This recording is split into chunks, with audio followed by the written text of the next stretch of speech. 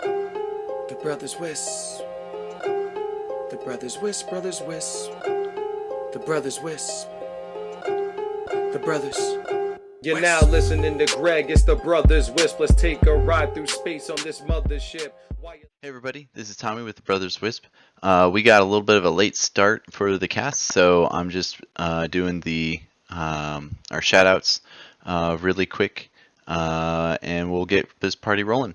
The Brothers Wisp is brought to you mainly by you guys, Patreon supporters. Help pay for the various little things that go into making the Brothers Wisp happen. Travel, paying for various equipment, paying for cameras and all the other fun stuff. So if you like the cast and if you like our coverage of various conferences and stuff, throw us a few bones. You can join in if you do $8 or more.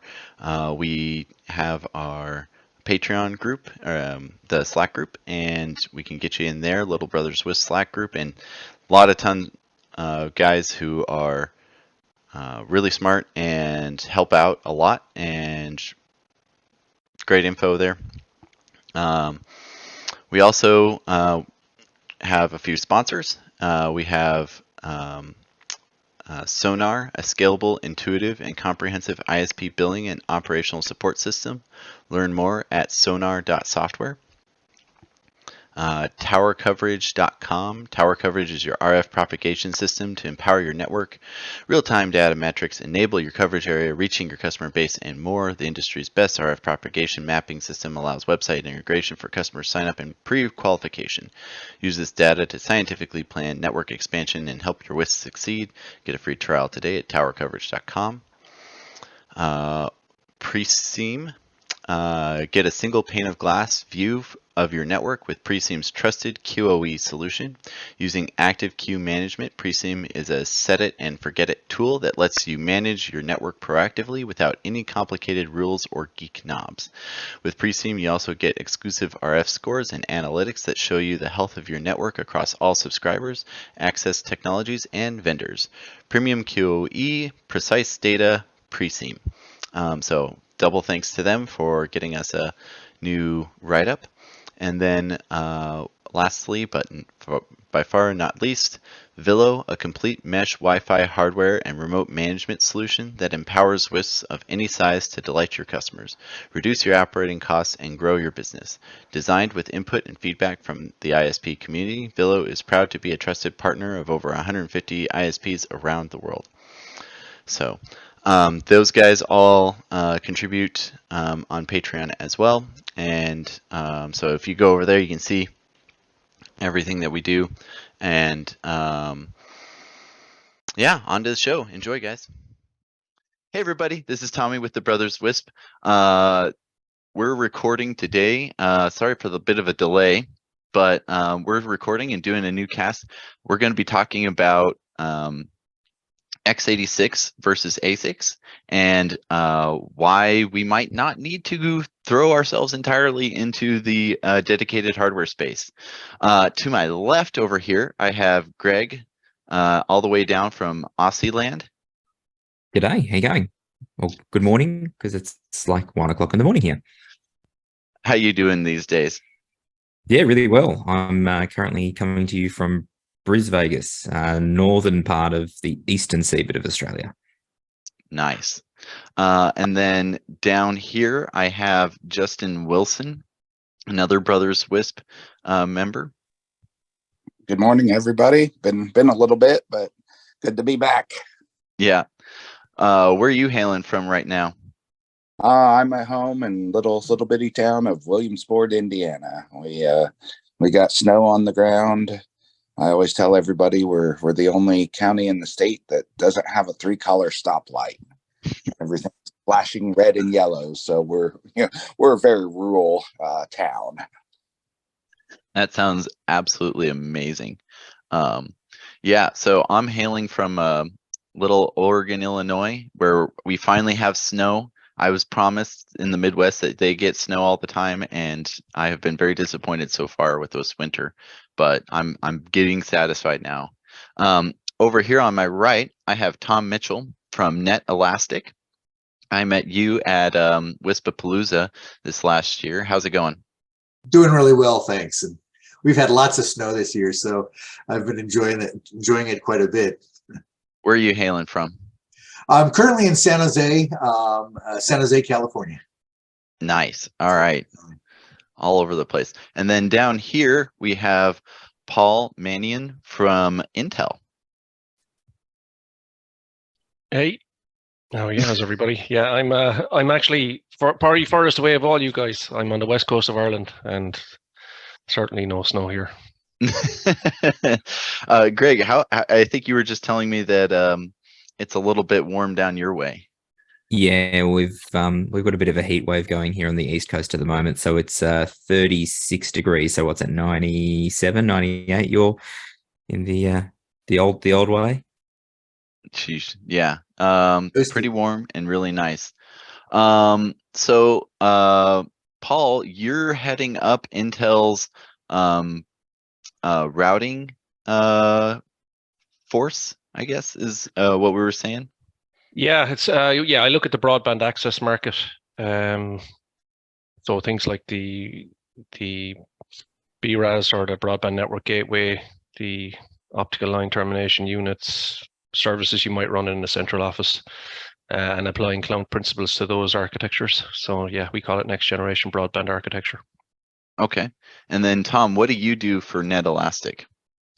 Yeah, so my responsibilities, I do basically business development and strategy planning. So my role is I spend most of my time working with service providers to help them deploy virtualization in their architectures.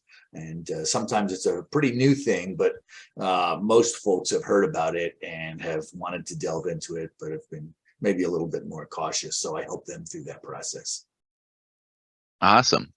So when we met at WISPAPalooza, I was really blown away by what you were kind of what netElastic was trying to do was utilizing X86 hardware to do basically high bandwidth routing and being able to handle all the different stuff in that. Honestly, a lot of companies are going to dedicated hardware, ASICs, or other, stuff like that. And traditionally, in the past, all the Cisco and all that stuff. A lot of that's ASIC and dedicated hardware. So, and we look at like Juniper and Arista and stuff like that, and we're programming these chips to do this stuff in extreme ways to like get very, very low latency handling of packets. What are you guys bringing to the table? Because like normally when I think of X86, I'm going to be thinking like router OS, or what I was saying before the cast is my first actual technical router that I programmed was my Windows computer so that I could use it as a bridge between two separate networks. And so that was the first time I actually routed anything. And that was a terrible user experience because it was Windows, that would have been Windows 2000. And I had like 2 network cards in it, and it didn't make any sense at all what I was doing. I was just following directions, and like it was like a single core Pentium 4 or something, and just was not optimal for that in a lot of different ways. And a lot of guys have experience using X86, but we're running into issues of it tripping over itself, or certain services not being able to work, or just outright break once we start throwing lots of packets at it. Yeah. So what are you guys bringing to the table? Yeah, well, first off, networking is tough. It's different from your typical tasks of running, compiled programs that do specific things and then store data in specific ways. It's very, very IO intensive. So there's a lot of things that get wrapped around it. I had the luxury of working with Brocade. I was actually in the Foundry Network side of Brocade. And we had this thing called the Viata V router, which was one of the first commercial V routers that was out there. And although I was really tasked with, the iron side of the business, which is not all that different from Cisco and Juniper and Arista and all the other folks, I was fascinated by the whole idea of the Viata V router because it was being embraced by service providers, AT&T being a big user of that platform, and I kind of had to scratch my head because it's so much less expensive and it runs on these, at the time they were fairly powerful CPUs, 8-core CPUs, but I mean it was like, they were not nearly the sophistication or power of a Cisco router, yet they were still being adopted by folks like AT&T, and they really did the job. So I was fascinated and I enjoyed learning that. So anyways, what at netElastic, what we do is we provide virtual router software specifically for service providers that leverage the X86 architecture and run in a Linux environment so that you can do all the routing tasks and things that you need to do, on a standard general purpose processor. And that gives you a lot of advantages, which I'm sure we'll go through today. So, Greg, I know you're a bit of a MikroTik shop, but what's been your experience bouncing around with the various routing stuff? So I guess we've been a more of our B&G space has always been Cisco, predominantly in that business space where you're needing to do VP layer 3 VPN and MPLS and things like that. And so we've typically stuck with back in the days it was the 7200 platform. Then we've moved to ASR as we've grown. But the biggest thing with that is, of course, Cisco, any of the big hardware vendors have that tax of you've got the upfront large hardware cost, and then you've got the ongoing software maintenance and TAC costs, which are always super, super high and can be very cost prohibitive. And we went down the path probably 3 years ago now, where we looked at it and we went, what can we do? We know virtualization, we know Linux, we know hardware. What can we do to take common off-the-shelf hardware? Think a Dell R620, think a HP DL360. How can we take that hardware and leverage that hardware with what's out there? And that's really what got us looking down the path of both Tom's product in netElastic, but also in the guys from who do pfSense. They also do another product called Tensor, TNSR, and they really are pushing the bleeding edge of this common off-the-shelf hardware, but then leveraging the software and the integration between the NIC and software to get that amazing processing power. We're talking, 20 seconds to take a full table into a router, and doing packet processing of 40 gigabits per second plus, where the real limitations starts to become the PCIe card can't push any packets faster than that. And when you start to look at that and you go, so why am I paying Cisco when I can go and buy second generation, third generation hardware, stick a really good network card in it for sub $1,000 now for some of these network cards, and have a really powerful router with guys who are effectively taking the open source platforms, but then wrapping commercial support around it, which gives you the confidence that you're not alone in this open source community. It's amazing stuff what's out there now. Mm-hmm. Yeah, actually, honestly, let's see. I'm thinking basically 90% of my current network infrastructure is entirely virtualized. We're running RouterOS on Proxmox, and so the really nice thing is that I was able to move routers around on my hardware and keep the same config. VLANs move everything all around, and then I'm able to do hardware upgrades and cabling changes or whatever without interrupting customer traffic, just by doing that a little bit smartly. What about you, Justin?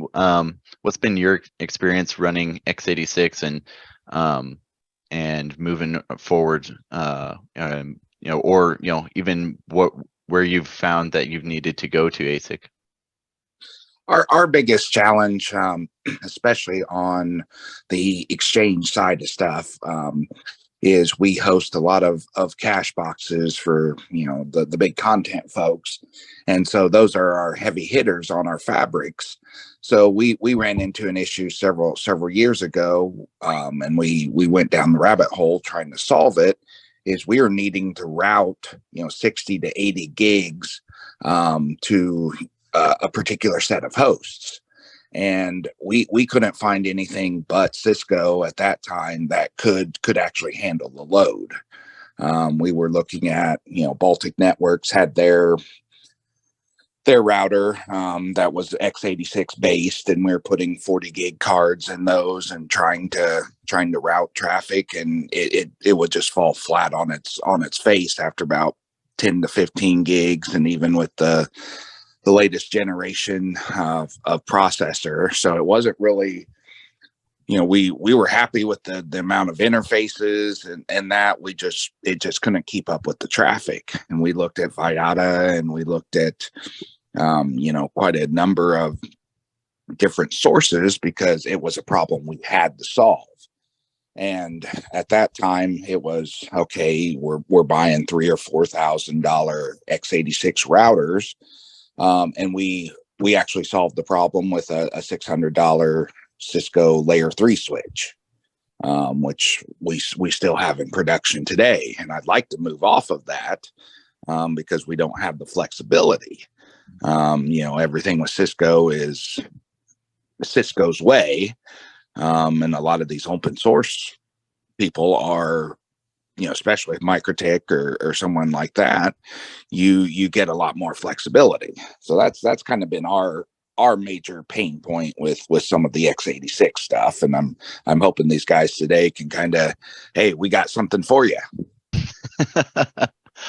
Well, so Paul, where is Intel in this realm? Like, are you guys coming up with custom, like, here's how to route this route instructions, seeing as the complex instruction set, you get to do all that stuff? Or I guess, how are you guys approaching trying to meet these like high bandwidth needs?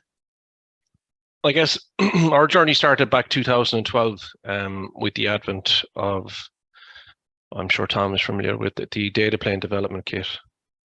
It's called DPDK. Yeah. DPDK, yeah, and that was really to circumvent, let's call it Linux running interference on packet processing. So legacy systems were interrupt driven. So if you got a packet, you got an interrupt, you handle the packet, and really the processing was limited by the amount of interrupts you could handle on a PC or a computer.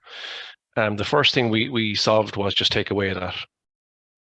So the DPDK allows you to break through the kernel, and it's a polling mechanism. So you've got a core or CPU core that polls. It's not interrupt driven, and firstly we found that was, I guess, a leap forward in processing capability. And our first generation routers, I think Tom mentioned one of the leading edge ones at the time, Viata, they were probably able to do around 80 gig on a standard server of throughput. And then over time that was a software innovation that got, I think that seeded the market, and certain applications were deployed and took root. But then over the last 10 years, we've invested more and more in the NIC capability. And that means really the ability to classify a packet using any type of header classification and get that packet directly from the NIC into cache, into a CPU cache. So very little latency, very high throughput. And then, as you said, we also innovate on our instruction count, our IPC, it's called, our programmable instruction pipelines. So those three things today, for instance, we're on our Ice Lake product in the market. It's about a 32 core product, and I think netElastic are getting about 10 gig per core. Tom, would that be right? That's about right. Yeah. Yeah. So on a single CPU, they can get 300 gig of throughput. On a 2-socket server, that's 600 gig of throughput. And it's actually clocks about 800 gigs about Yeah. on that size of a dual core. So we're at that kind of speed today. At Mobile World Congress, we're announcing our next generation Xeon, our fourth generation Xeon Scalable. That will have 60 cores on a CPU. So again, you can do the math. If everything stays the same and you get 10 gig of high-speed routing on a core, you can probably do 600 gig on a single CPU. So you're gone. We hope to move this year north of a terabit of routing on a 2U form factor. Okay. So you mentioned the NIC talking directly into cache. Is that like layer 2, layer 3 cache or some other cache? Yeah, it's into last level cache. Okay. So yeah, the very last level cache on the core, it can get you there. The technology is called DDIO, Direct Data IO. It's been in our NICs for some time, but I guess the trick was that we obviously for something like broadband, a BNG like netElastic there's a number of different protocols like MPLS we mentioned, like PPPoE, Q&Q. The NIC, the initial NICs didn't support all of those, so you had to pass the packet through the software, and the CPU took care of them. We've moved all of that function into the NIC, so we've kind of offloaded the, let's call it layer 2, layer 3 classification to the NICs, and then they can distribute. They're intelligent enough now to distribute the packets to the relevant core for processing. So you've got that nice parallel effect now, where you've got, in our next generation processor, as I said, you'll have 60 active cores doing parallel processing on packets. Okay. And so how much intelligence is getting, I mean, I've heard of some companies coming out with like whole processing stuff and doing all sorts of crazy like encryption, encapsulation, decapsulation and such on the NIC. Is that kind of the direction you see the NIC hardware going? I think the NIC hardware is going to go in two vectors. There's going to be your standard NICs, which I've just described, which will be like, data center NICs with quite intelligent functionality in them.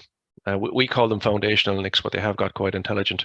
And then you're going to have these cloud NICs, and there's various names for them, like infrastructure processor units, smart NICs. Yeah, they're definitely going to emerge in cloud infrastructure and do virtual switch offload, cloud infrastructure offload, those types of offload accelerations. So I think there'll be two lanes. There'll be the standard NICs evolving as they are, and there's well-known and fantastic use cases for those.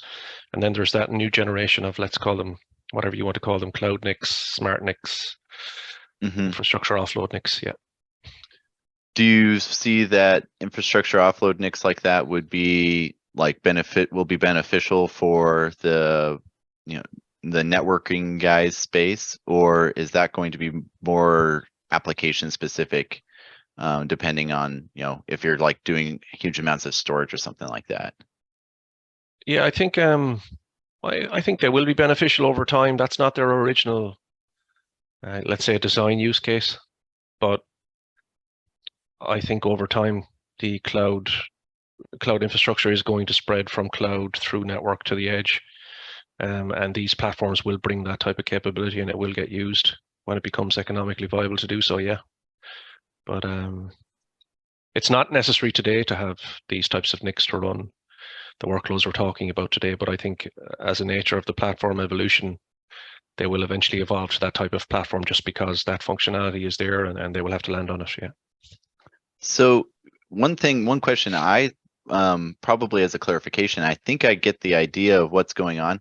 You mentioned how instead of being an interrupt driven process, packet comes in, the processor gets interrupted in whatever it's doing and has to handle that. It's now a processor comes to the NIC and it's like, hey, what all's available for me to handle? Yeah, exactly. What's the, like, how does that actually resolve issues for a guy who does not develop CPUs every day? How does that speed up things actually? So the kernel was the bottleneck before, simply because there's only a certain amount of interrupts you can handle.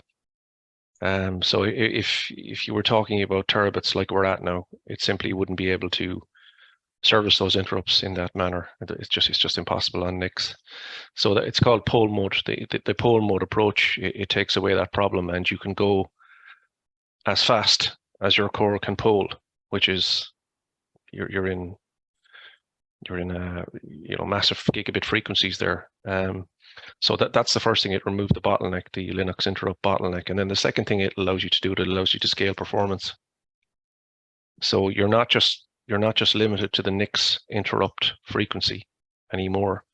You can scale performance with the amount of cores you have, which are all polling. Okay. How does the PCI bus come into play? Big time. Do you want to take that, Tom, or do you want me to? You feel free, Paul. You're the expert, more of an expert on it than I am. Yeah, so in our last generation, the current generation is called an Ice Lake product. We can get 800 gig of PCI I/O to a CPU.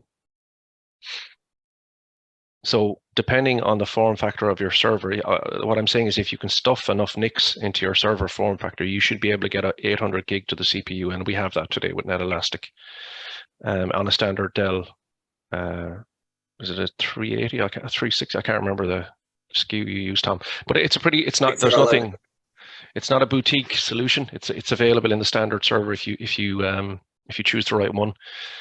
And as I say, in our 4th generation, which will be launching at Mobile World Congress, we'll have up to 80 gigs of PCI Gen 5. So in theory, you'll be able to get over a terabit of PCI to a CPU, again, depending if you can stuff enough NICs in, which you probably won't be able to do with that type of speed. It'll be another generation of server before we can do the plumbing that will allow you to get the I/O to that type of PCI performance. Well, our normal setup would be, a switch-centric design. So we terminate things on the switch, and then 40, 25, 50, 100 gig up to the router. Yeah, so you can get 200 gig PCI Gen 5 NICs today. So you could put easily 4 of them on a server. That's 4 by 200. To a CPU. So that's 4 by 200 to a CPU by 2 for a server. So that's the type of I/O PCI performance you can get today.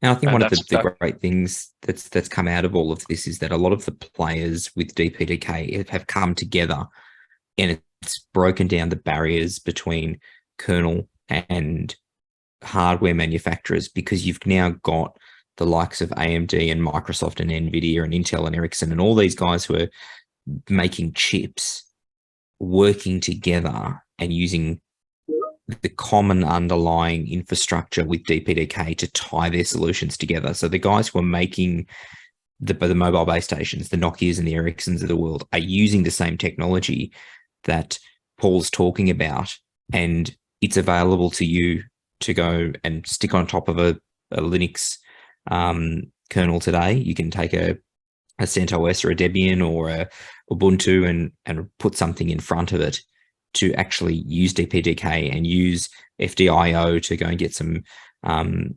VPP, the vector packet processing, and get some amazing performance if you want to roll your own solution, or you go and buy an off-the-shelf solution where effectively Tom and his team have gone and done all the grunt work and glued all of these bits of the puzzle together for you and wrap a layer of commercial support around it so that you can take a commodity piece of hardware, load their software on it, make sure that it's approved, use the right drivers, use the right software, and get amazing performance out of the box at a really cost-effective price. So, I guess I guess Tom, my question moving on at this is, are you guys looking to be running on bare metal, or how well does this virtualize? It virtualizes beautifully. So people always start off virtualizing it in their lab. So they'll, like you were talking about before, they'll put it on a ESXi or a KVM architecture, and they'll do their lab testing. They'll make sure that it connects to Radius, that it does all the things that it needs to do. But when it comes to production, I'd say about 80% of our customers run it on bare metal. And the reason why is obvious. I mean, your ports are sitting there at the edge of the network, connecting to the access network, and you need that local port. So the hardware's got to be there. So 80% of them do that. Some of the smaller ones will virtualize, and then they'll put other functions on the same box. So like we talked about before, caching servers, or maybe they'll even put the Radius database on the box. I mean, most network engineers will say you don't design a network that way, but if you're designing a very small network, there's nothing wrong with it. It works great. So yeah, people do virtualize it, but I'd say most people run it on bare metal. But I think the biggest catch there, Tom, is making sure that you dedicate the PCI passing directly through to the processing engine. So using SRIOV, for instance, or dedicating that PCI bus the whole way through. So yes, you can run Proxmox, for instance, Tommy, we were talking about earlier, but you would then pass directly through that PCI bus into that virtual machine and dedicate the cores that it's using, so that you got the efficiency. So using the standard VirtIO driver in a Proxmox, for instance, you typically cap that out at about that 3 gig mark before you start having problems. When you actually start pushing the packets directly through the bus, you can take that all the way up and achieve the full line rate on that as well. Now, you do lose functionality where you can't do the live migration between hosts, because the PCI bus is directly tied into the virtual machine, but you do have the virtualization layer there, which means you can go and stack other operations on that VM, on that host, to be able to go and put other roles there, like your Radius database or captive portal or something like that, where you DNS. might be needing to do that. Yeah. So it's just about making sure that you architect that right, to make sure that you're going to get the IOPS that you need, and then you will have excellent performance. Yeah.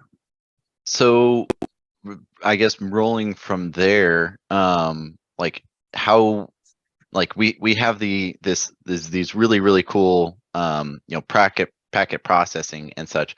How do we, like, and you're talking just straight routing, like what does adding on these various like services, say I have an MPLS layer or VLANs and other stuff, that very much affects how I, like MikroTik, I have to calculate out, like, okay, what am I looking at as far as how much this is going to load my system? How much does, like, packet performance are we going to be dropping when we go straight from just straight routing to doing other things on top of that straight routing? Yeah, you really don't, because what we do in our architecture is we fundamentally will take about 8 cores that are used for overhead, for system overhead. So that'll run the operating system, it'll run the virtualization layer, it'll run the software, it'll run the packet processing, it'll run, if you're doing heavy ACLs or all kinds of other performance activities, we do it in those cores. And those are X86 cores, they're not, MIPS cores. So they're really doing a lot of heavy lifting and giving us tremendous performance. The rest of the cores we dedicate to the data plane. It's almost like they're ASICs, if you will. I know that's not exactly correct, but those, like when you run our GUI tool, you can look at the individual cores and you can see that the data plane cores are all running at 100%, where the control plane cores are, maybe around 30% or less. So that's kind of how the IO performance gets handled, and we pass those things off to the data plane. So did that answer your question? Yeah. So you're not going to see a lot of performance degradation then if I'm throwing, like, if I'm going multiple VLAN layers deep and I'm trying to and I guess I can't believe encapsulation or decapsulation wouldn't have some sort of effect there. So say I was running IPsec. Theoretically, you could max out those control plane CPUs. Yeah, theoretically, but we rarely see it happen. Okay. So the control plane is going to be handling those various capsulations and decapsulation, and by and large, you're going to run into routing bottlenecks before then. Paul, is there like some sort of are you guys? You mentioned custom instructions. Is there like a IPsec instruction? They've been in the processor for 3 generations now. There's an AES instruction, okay, which a lot of our customers use to do a lot of the standard cryptography ciphers. That's been there for quite some time. But there's also a crypto engine. It's called CPM, the crypto processing module. That was in Xeon SP generation 3, the last generation. So there's actually quite a sophisticated crypto engine on the CPU, and it does some of the more exotic wireless ones like Kazumi and Snow 3G and those sorts of things. So you've got, obviously that CPU is a little more expensive. It's a higher SKU, and you have a choice of whether you want that or just to stay with the standard CPU instructions for cryptography. So they're in there, yeah. Okay, so they're in there. Tom, would like netElastic or have the capability of utilizing those instructions? Yeah, absolutely. We have the capability of using any of the instructions that are there. As a business, we have made the conscious decision to focus on the service provider edge. So we're dealing with telcos, WISPs, municipal utilities, folks that are doing broadband. Basically, specifically, we don't do data center, we don't do enterprise, we don't do a lot of the things that, that have networking functions. So crypto doesn't really come in at the service provider edge, like it does in the enterprise, for example, where you're doing DPI and you're allowed to inspect your own packets. There's no issues about all that stuff. We focus on security from like DDoS protection and things that you would do at the service provider edge. So we're not taking advantage of that crypto thing today because it's not required for the customers that we serve. So actually, you mentioned DDoS. So like somebody sending you your upstream line rate stuff, like as long as you, I guess, if you have enough processing power to handle line rate routing, you should be all right. What about, what does it start looking like when you start pushing the hardware? So say I couldn't afford to get, enough processing power to do line rate because of whatever reason I wasn't needing that at the moment. What does that look like when when things start hitting the fan and somebody's DDoSing my system that, with 40 gigs when I was only at peak time needing to handle 15, but I had that capability and I'm getting that. What does that look like in that kind of failure mode? Yeah, I'm probably not the right guy to ask that question. I've never seen that situation arise, so I've never had to deal with it. But, Greg, have you seen that situation arise? Do you have any thoughts?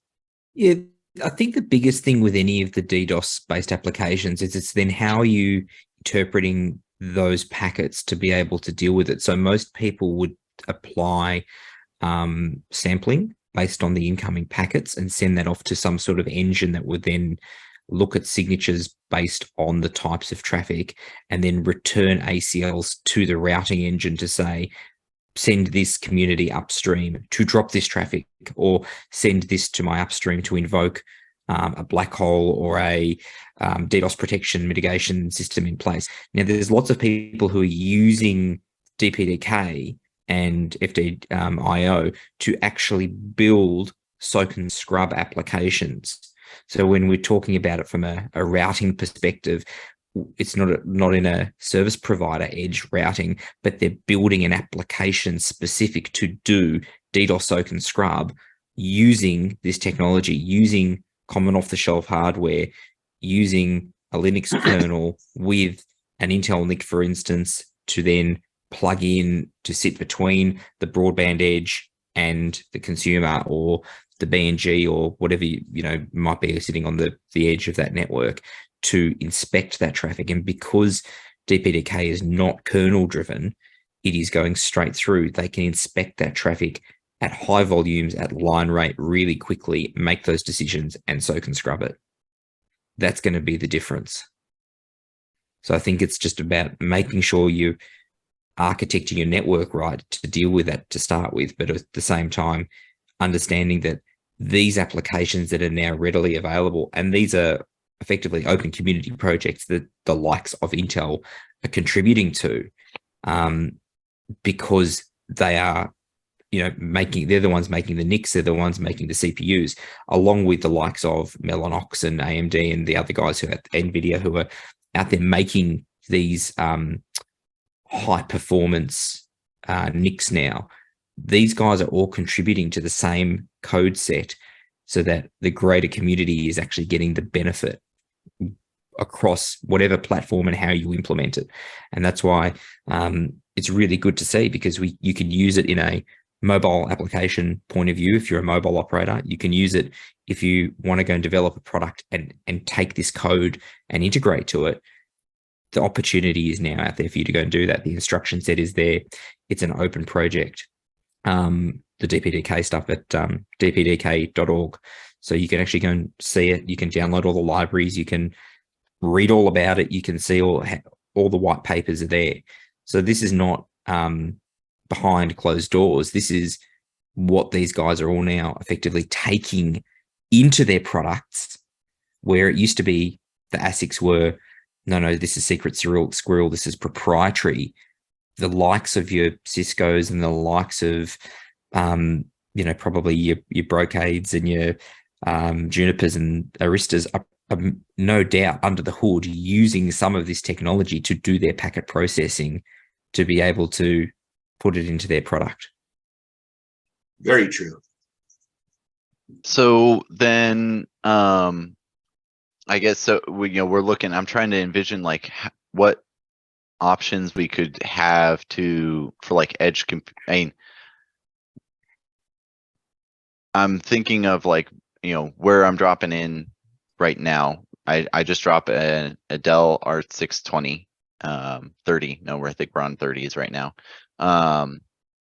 And we run Proxmox. We are actually dedicating the PCIe lanes, what you were saying there, Greg, and being able to pass traffic like that. And the big benefit for us is I can run all sorts of different services off of that, and with just a simple managed switch, I can spit out VLANs and connect back and allow various services. So like we have DNS. If we really wanted to, we've considered like running special DHCP servers for their stuff, but MicroTik works fine for what we're doing. We have. It really comes down, Tommy, to how much traffic are you trying to push through. Yeah. There's nothing wrong with virtualizing as long as you're doing the virtualization the right way. So what you're doing by passing through the NICs is good, because you're getting the benefit of the full lane of PCI there. Mm-hmm. The issue is if you want to process more packets, the likes of Tom's product can be both a BNG, where it is doing CGNAT and being your broadband network gateway for your subscribers. Their product can also go and replace your BGP edge effectively, and it can be your full BGP edge. Their routing engine can go and ingest the full BGP table and be your access edge as well. Okay. So it can do both. That's the beauty of it. As I say, Tom's product isn't the only product on the market. The guys at Netgate have got their product, which is called Tensor. There's a few other, and their product again is not smoke and mirrors. They openly share their architecture. It is using free range routing with DPDK and FDIO. They've gone and put a console on front of it, and they're wrapping their support layer around it. So it's just these guys who are investing the time to glue the bits together to make it a commercial application, you could quite easily go and do it yourself. But why? And then there are a lot of, excuse me, protocol handling that needs to be, that needs to be custom developed, mostly from the ground up. Things that relate to kind of interfacing with radius, things that relate to, dealing with BGP and a whole bunch of other things. So there's a lot of development that goes in. It's not just gluing together a bunch of pieces and supporting those pieces. There's a lot of specific tasks that are really well suited to a general purpose microprocessor that need to be done. And that's I think really the key value add. Yeah, and that's the big thing. Like we're, the board, like BGP, it is a very complicated protocol that is hard to just build into silicon, especially when we want to update it here in 5-10 years. We want to add in some other little feature. So I guess in that regards, we're kind of hitting right around the early hour mark, and I know Justin was wanting to was needing to sign off, so I'll give him a quick opportunity. Do you have any other thoughts or questions, Justin, real quick? Yeah, my biggest question is, for the listeners out there, how do people get started? Do they, where can they go to get part numbers or whatever? A lot of these folks are busy WISP owners, and they can't get in the weeds of the technology. They want to, hey, who do I go to get me a solution, or how do I build my own? How do I get started? Right. Let me tackle that one. We've got work with a lot of very top tier engineering firms, folks like IP architects, folks like NRECA, NRTC, folks like Finley Engineering. So we can connect you if you're looking for engineering services with some top tier firms that can help you design architectures from the simplest single box, WISP in a box kind of solution to, 3-stage networks for larger service providers. So we can help you connect there. But honestly, working with a netElastic router is quite simple. Our documentation is really robust. It's off the shelf. It's easily accessible.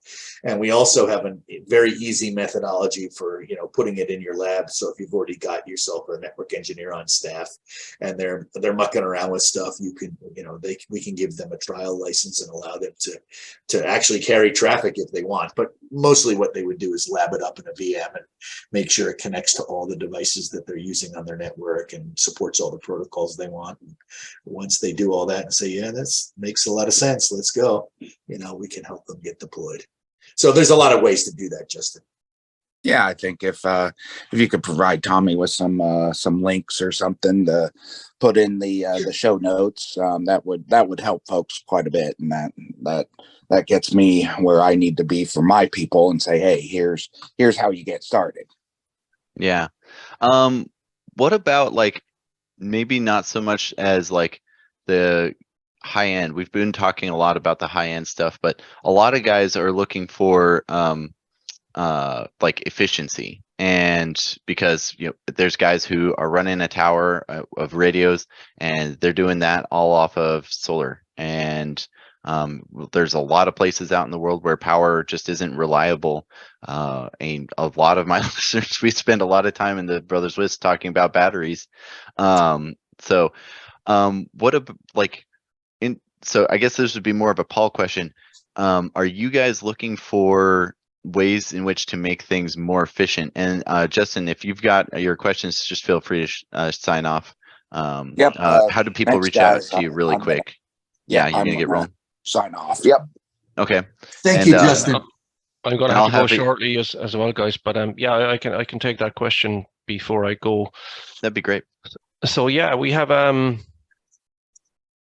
So if I've mentioned a couple of times, and it's not just marketing, or I guess our famous product line is our Xeon SP. They're the chips that go into the data centers, and they're higher power than our, I guess, lower power product line, which we've got a range of Xeon processors, Xeon D they're called, and they scale right down to 2 and 4 core parts. So again, if you use that top level number of 10 gig per core, you're talking about 20 to 40 gig performance on a much, much less power hungry system that we typically deploy at the edge. They're edge CPUs and edge products. So that's the beauty of this type of software. It's not limited to one compute platform. If you build it for one of our CPUs, it will run on any of them at lower speed and lower power. Okay, so there's a wide range of processing, packages. Tom, have you guys do you see pretty consistently like this number? Actually, that was the other question I had really quick. Does that 10 gig scale with the speed that the core is running at significantly? Yeah, I mean, you can't scale beyond a certain level, but we do ask for a 2.2 gigahertz core. Anything less than 2.2 gigahertz is probably going to chop off your ability to do line rate. You'll still get fantastic performance, but it won't be 10 gigs on a 10 gig port necessarily. Okay, so 2.2 gigs. I'm going to have to drop now, guys. I have another call. But thanks for the Thank you very much, Paul. We appreciate you being on. No problem. Bye-bye. So 2.2 gigs and things keeps things rolling and keeps things rocking. Actually, how do you so when you're on a smaller platform, let's say you're at 4 cores, how do you guys divvy up the control plane versus data plane? Well, so we can't run on a 4-core system. We need an 8-core minimum to run. With an 8-core system, we can easily do 10 gig up and down, with either as a pure CGNAT appliance, a BNG appliance, or doing both of those functions. So you need a minimum of 8 cores. But I think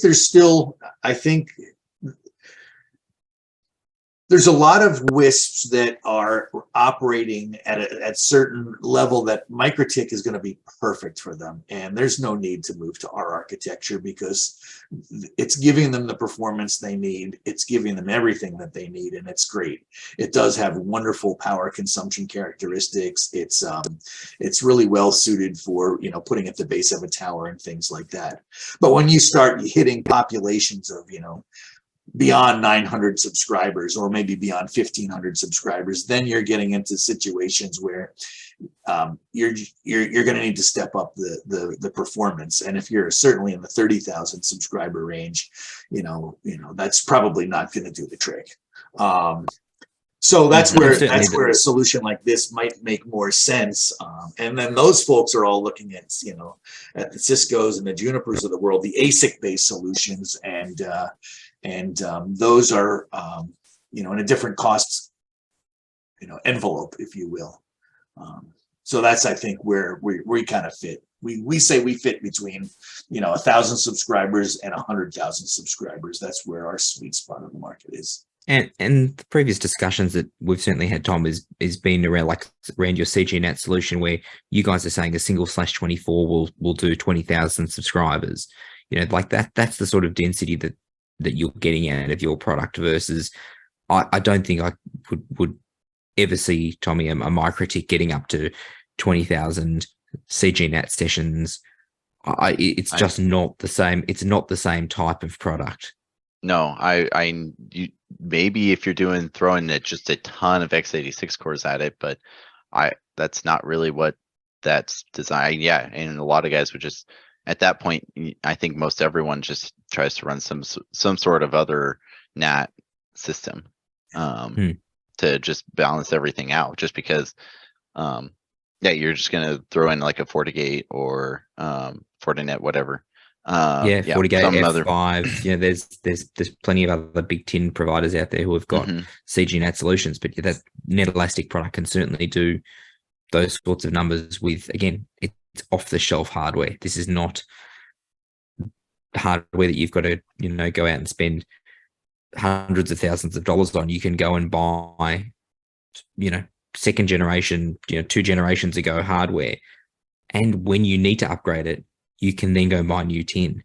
So it makes life a hell of a lot easier to think about the way that you architect your network when you go, well, we're an HP shop or a Dell shop or we're a Fujitsu shop or an IBM shop or a Lenovo shop, great. Buy whatever hardware you like, and you're just layering software with the adequate technology on top of that hardware. The other nice thing about CGNet is, you know, and we don't have a lot of people saying this, but some of our service providers say, hey, I'd love to be all IPv6. Well, if the day ever comes, you know, you still got a server that's great. You still got a router that's great. You got to throw away a CGNet license, but you don't have to throw away a $100,000 appliance. You know? So it's a totally different scale. It's 2 orders of magnitude, you know, much more cost effective than alternative solutions. Yeah. So I guess what your guys full IPv6 stack capable right out of the gate. So our solution is, and that's where it comes back to. It's more than just, you know, wrapping some of the open source things together in a bundle. You know, we have to deal with things like you know, dual stacking and you know, triple VLAN tags. For example, in Australia, triple VLAN is very popular. It's not anywhere else in the world. I don't know why, but it's probably NBB, right? It's because we have this illustrious government project called the National Broadband Network, NBB, who demands that we have S tags and C tags on everything. So all of that stuff requires, you know, investment, development, and things along those lines. So, and then getting back to the original discussion of, you know, of what's the difference between ASICs, you know, and this sorts of architecture. I mean, ASICs have a lot of value. I mean, they like you said originally, Tommy, they're single purpose microprocessors. They do a single task and they do it extremely well. So if I was building a data center like a Google data center, I'd be looking at ASICs being for all my data plane work. But at the service provider edge, the costs of that, you know, it's just, you know, the development costs are substantial for ASICs. And those have to be amortized over a market. And if that market is all the servers in a data center, that's not a lot of servers. So you got to get back your $1 million or $1 billion of development costs over a smaller market. The general purpose microprocessor is serving everything from, you know, cars to toasters to, you know, PCs and so on and so forth. So the development costs are amortized over a much, much larger market. And so the costs of the hardware are down dramatically. So being able to leverage that is really important. And then in the early days of Viata, you know, it was amazing because we could do certain things. We could build a router that could, you know, operate at a certain performance level, but you know, that wouldn't scale for the data center, and not too many people accepted that as a solution. But what Intel's done over the past 3 years, I mean, I just wrote some notes down. In 2019, we were doing 160 gigs. I'm proud of it. That's line rate router. In 2022, we were at 360 gigs. This past year, we were at 800 gigs. And as Paul mentioned, at their CES show, they're going to be coming out with the new Sapphire Rapid CPU, which has, you know, the 32 gigatransfer PCIe bus and things like that. We'll be pushing about 1.2 terabits on a routing solution. Do the service providers need it at the edge? No, but it's there. So if it's ever needed, it's there. And then certainly not the smaller service providers, but I think if you take a look at some of these 5G operators now who are serving high capacity at their RAN, they need that. They need that throughput when they're doing, you know, multi gigabit cells, high density 5G. They are going to need that high capacity sitting at their base stations, being able to push that transfer around. So it's only going to get bigger. The amount of data that we're seeing is only going to get bigger. Oh yeah. But the beauty is, you can take the same software and you just drop it on new hardware and it just goes faster. Yeah. This is true. And then you look at things like, you know, the OpEx, you know, maintaining a Cisco router and putting a new line card in a Cisco router and doing all the reconfiguration. It's a very, very complex task. You want to add a GUI, a lot of money.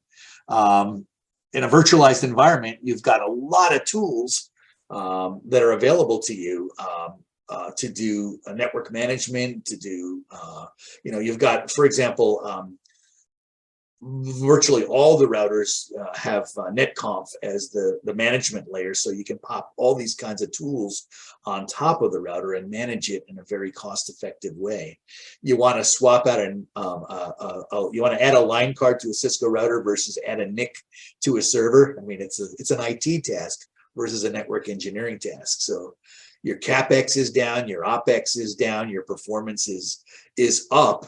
And I won't claim that the performance is ASIC comparable to ASIC, but again, at the service provider edge, it's generally what we see far more than is required. So, and Intel keeps innovating. They really do keep innovating. So we've really seen our performance come up just on their backs. So that's good.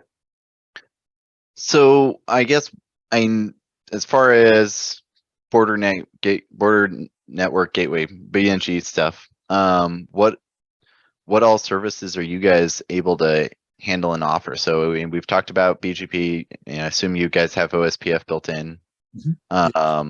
What other kind of common tasks that a guy and actually first, before this is, I almost forgot about this. So with MikroTik, very frequently we have the issue of your IPv6 packet processing takes longer, and so therefore you have less packets per second that you can handle for IPv6 than IPv4. Is that something that you guys see as well, or? I don't see it. Whether it exists or not, I don't know. I'm not on that side of the house, but I've never seen it. I've never seen it be an issue.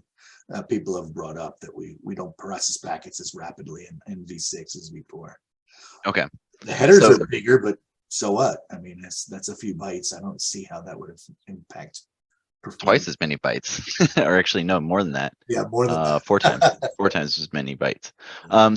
But back to my question that I was asking, like, so what all services are available for that you guys can handle? Yeah, so we do a lot of things. So the basic V router is a dual stack V router, so it can do V4 and V6. It supports all the typical, networking protocols, so you can use it as an upstream router or as a border router if you're looking at for that, ISP in a box kind of router solution. It does, it does VRFs, it does HA, it does all the kind of things that you'd want in a base router. Then what we do beyond that is we can add licenses so that you can add a license. Let's take CGNAT first, because that's easy. It just creates a table and does lookups on that table. It's a performance job, but it's a very straightforward job. So we do that, and that gives you the ability to do CGNAT functionality. Then you can add a BNG license, which gives you the ability to do broadband network gateway, which is, basically broadband network gateway is the ability to manage your subscribers through your router in a very, very efficient way. So you'll use your billing system to capture data and to, set up parameters for your subscribers, and that will rate, that information to a database called Radius, and then we just read that Radius database and enforce all those policies. So the BNG will do that. It provides DHCP either as a service or relays your service if you've got some other service already in place for DHCP. Of course, DNS that comes along with that. So just really everything that you'd want in a service provider router, and none of the things that you don't. So for example, if you need things like OC 192, we don't do it. You got to go to Cisco. We do Ethernet, and we do modern networking protocols, and that means that we don't have to do so much work. We don't have to do so much development. We can keep our costs under control because we're not supporting protocols that are not necessary for service providers today. But that means that routinely we have customers that will pop up that will say, hey, I need this widget. And our engineers will take a look at it. They'll take a look at the market and they'll do it, or they won't. And generally when they decide they're going to do it, it's done in a quarter. So we can add protocols, we can add tweaks to other protocols really quickly. And so that's a big answer to your question, but really we can do a lot of things. And because we're doing it in X86 architecture, all, you know, in under a Linux operating system. It's a software development effort, so we can iterate fast. And your CI/CD processes, you know, are all in place. They're all available for the development, you know, of the solution. So everything's very timely. Okay. Yeah. And one thing that I was chatting with you was your HA, and you were talking about that, is you guys are able to do high availability, and you keep track of NAT sessions across HA routers, and which is a pain point for me with MikroTik at the moment. They're working on it, but that was something that was like, oh man, you know what? I really appreciate when somebody's able to not drop my customers. All right, well, so you know, I've seen a lot of flexibility in the network edge, and really focusing towards you know, being able to handle, you know, my upstream connectivity and handle my, you know, the routing and tasks there. Where other locations inside of the network are you seeing X86 and you know, your product being really beneficial for guys kicking in? Well, we focus on the service provider edge, so we try to stay there, stay in our lane. You'll see companies like IP Infusion that make great virtualized solutions that are more, that you'll see more towards the border or more towards the aggregation layer in a network. So folks like IP architects that develop larger networks will use, you know, maybe IPI in the core, in the aggregation layer. They'll use us at the edge for both CGNAT and BNG functionality, and they might use something, a third party for some sort of an upstream, you know, for border kind of functions. But that's in a larger multi-scale network. But things like, you know, as mentioned before, Tensor, TNSR is a wonderful routing solution. It doesn't do any of the BNG functionality, but it does wonderful routing functionality, and it's a great solution. You know, MikroTik's always had a great solution. They're fantastic. So there's other things that you can do in the network, you know, that we don't do. We just do the service provider edge. So we do. So you guys are very much saying like, hey, this is what we want to do. We want to do it really well. We want to be the best. Yeah, that's what we're focused on. So we're not trying to go to places where other people are innovating in other ways. Yeah, not being the Swiss Army knife is sometimes really nice, really nice to work with. Yeah, but it's all. I think it also comes down to, Tommy, when all you have is a hammer, everything looks like a nail. That's yeah, right. Yeah, that is so true. It's just you've got to make sure that you pick the right tool for the job. Just because you and I always say to people with MikroTik, just because you can doesn't mean you should. Yes, very much so. And sometimes you have to. Sometimes your capital. Look, I have no issues, Tom, with saying sometimes you have to, and sometimes it's you've got to get yourself out of a pickle, and you've got to make do. And sometimes, you know, the best kind of temporary is the permanent temporary, right? But again, just because you can doesn't mean you should. Yeah. The pandemic has been a game changer for a lot of the customers. That's you know, they've had to make do with things, and now they're scaling up and embracing fiber technologies, and really it's changed their outlook on the world and made it much more sensible to change the routing strategy. Well, yeah, that's a really good point. Like, I could always buy servers throughout the entirety of the pandemic. I mean, there's plenty of guys out there who are still waiting on Cisco deliveries. That's another good point about virtualization. Yeah, or not even virtualization, just using commodity hardware. Like, you guys, you can completely change your workflow as far as trying to get equipment like that. And the one thing with rolling it on tin, and one of the benefits that was actually one of the things that when we started assessing the true benefits was the separation of the control plane from the data plane from the management plane. Like those things straight away from a security point of view was massive. And then when you look at that and you go a layer deeper, you go, how can I manage these boxes? Well, I've got my in-band management, my traditional in-band management. I then have an IPMI such as an ILO or an iDRAC as well if I want to, plus I have my serial out of band as well.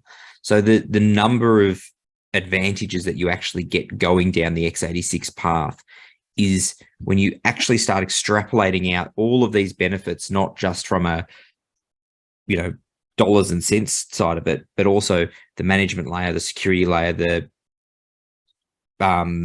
accessibility layer, designing your network so that you've got more layers of being able to access your equipment when it goes to custard. It lets you sleep at night. It lets you architect your solutions better. It means that you can do things that you may not have been able to do on a traditional vendor-based solution. That's a good point. Yeah, that's interesting. That's and that's actually just something I was benefiting from a couple weeks ago. We have a server that a bunch of it was acting up, and I was able to get into the hardware, and see, oh well, we're short on RAM. It wasn't a routing server and such, but being able to see that, like, for every single routing platform that I've ever interacted with, the underlying hardware is just magic box that you don't get to interact with. And you have two layers of access. You have your management in-band IP, and you have a serial console port. At best. But if the box has gone poopy in its trousers, what happens a lot of the time? The serial doesn't exist. It's gone. At least when you've got something like an IPMI, where whether it's iDRAC or ILO, you have another layer that you can get to and execute a reboot, or look at a console, or look at a failure on a line card or a disk or a power supply or whatever's gone wrong, to actually see what might be the root cause of that. Yeah, and I'm able to manage and maintain that without having to ship it back to whoever. Correct. How many hardware failures do I have of MikroTiks that, well, I have to ship it back to MikroTik? I guess they're cheap enough, I can just replace it and I don't have to worry about it. But like, that's not good management practice, really, in a lot of ways. And so being able to come in and say, I have I can do the diagnostics, I can replace the power supply, you're fully capable of, mixing and matching whatever hardware you want and taking care of your equipment. That's a value add right there to me that I hadn't even thought about. Yeah, I wouldn't get that because a lot of the service providers that we've been working with lately have been demanding things like NEMA and extended temperature range, and I think it's a result of the fiberization of what's the way that things have been going on. People are putting things in huts; they're putting things distributed across their network, and but also data center providers are increasing their temperatures to keep their PUE ratings at an acceptable level, and it keeps their costs down. If they can take their data centers from 22 degrees to 25 degrees, they can save hundreds of thousands of dollars a year on cooling costs. Yeah. And it gets their PUE rating better. So so we don't see a lot of people that are willing to we see a lot of people that really care more and more about the industrialization, or having really robust hardware. Because a truck roll is expensive, as we all know. A truck roll can be more expensive than the hardware itself, depending upon the hardware you're using. So if you're, you get that. That's a really good thoughts. All right, well, I think I have gotten to ask a lot of questions. Tom, is there any other things that you were wanting to bring up in this conversation? No, I'm excited to be here and kind of share what we can do and kind of talk about the difference between ASICs and general purpose architectures. Yeah, so general purpose for the win in a lot of ways in my book at this point. So Tom, if people are wanting to reach out to you out on the internet, how can they get a hold of you? Best way is find me on LinkedIn, or you can email me, tmitchell@netelastic.com, and very responsive. Okay. You're going to be at WISP America here in a couple months? I will see you there. Excellent. Looking forward to it. I'll buy you a beer. I'll buy Greg, you one. Greg, how do people reach you out on the internet? You'll find me as well on LinkedIn. I don't do any of the other socials anymore, but you will find me on LinkedIn. And if you connect with me, just make sure you stick, the Brothers Wisp in your LinkedIn request so that I know how to connect and get in touch with you. Yeah, definitely. And you'll also find me, of course, in the Little Brothers Wisp group. Make sure you jump in there, and it's a great community full of smart people. Yeah, definitely. Greg is always answering really complex questions and makes my brain hurt some days. Makes my brain hurt too, Tommy. Well, good. We're both in the same boat, at least. So I'm out on the internet all over the place. I have not gotten good at, and I'm still hooked on the Facebook and trolling over there. You can find me on LinkedIn though, Facebook. Thomas Matthew Krogan. You can find me. My consulting site is lostcreek.tech. You have to go to HTTPS because HTTP is broken right now, and I have no energy for fixing it. And then also you can find me on the Brothers Wisp Slack. I'm always trolling there and watching and reading it, basically everything that gets posted. And I try to help out guys whenever I can. Feel free to, if you drop us a couple bones on Patreon, I'll send you an invite, and we've got a ton of people there and lots of really good info. So come and join us. Let's networking. We talk about equipment and methodology, so sit back and start learning. Lighting up the tower so people can start searching. Shooting up the web in neighborhoods, net surfing. We got horrible jokes, we're loud and annoying, but we're informative facts, we're not disappointing. Just give us a listen, cause fun is the mission. I'm telling you, you don't know what you are missing. Ideas and some good comedy given. If you missed the show already, don't worry, you're forgiven.